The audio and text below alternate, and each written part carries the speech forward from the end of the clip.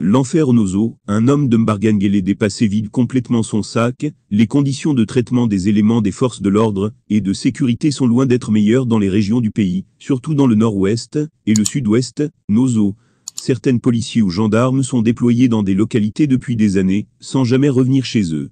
Et surtout sans aucune motivation qui pourrait les aider à faire leur travail sans avoir à se soucier de ce que leurs enfants ou leurs femmes vont manger. Un policier en service à Bakassi depuis 12 ans vient de dénoncer son abandon et les discriminations à son égard, comme relayé par le lanceur l'alerte Boris Berthold sur les réseaux sociaux.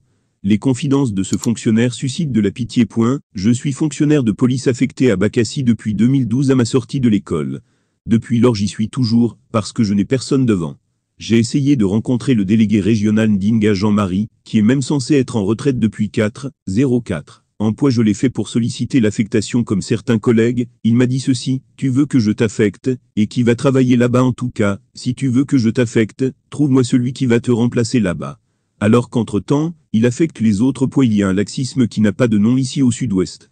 Comment un père, comme il se dit, peut-il laisser un policier passer plus de 9 ans dans les zones rurales, comme à Kouaïs-Angel, Main-d'en-Bas pour ne citer que celle-là, alors que dans ces mêmes zones, on y trouve les gendarmes qui ont des primes de 90 000 francs CFA. Hormis cela, ils font seulement 2 ans et sont affectés par leur hiérarchie. Alors que ces mêmes policiers, qui n'ont pas de primes, font les mêmes missions, avec les gendarmes dans la même zone ici à Bakassi.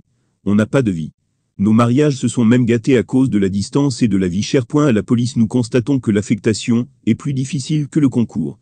Nous prions vraiment que le président de la République Paul Biya nous vienne en aide, on n'en peut plus vraiment. Le chef de la police Martin Mbargangélé doit agir.